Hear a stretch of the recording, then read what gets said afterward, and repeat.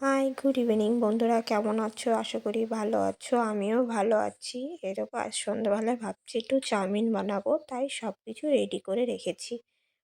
এই দেখো, সব কিছু কেটে আর চাউমিনটা সিদ্ধ করে রেখেছি। এদিকে কড়াইতে তেল গরম করতে দিয়েছি, ডিম ডিম দুটো ভেজে আগে তুলে নেব বলে। এই দেখো সব রেডি। চলো চাউমিন রেডি করে দেখাচ্ছি তোমাদের। এরকম চাউমিন রেডি, সিম্পল চাউমিন ডিম দিয়ে আর ক্যাপসিকাম আর পেঁয়াজ দিয়ে, যা বাড়িতে যা আছে তাই দিয়েই বানাচ্ছি।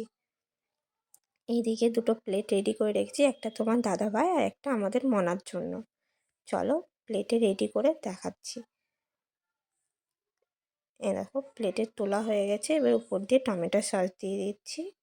টমেটো সস দিয়ে বেশ ভালোই লাগে খেতে, আমার তো ভালো লাগে। কার কার চাউমিনের উপরে টমেটো সস দিয়ে খেতে ভালো লাগে অবশ্যই কমেন্ট করে জানাবে।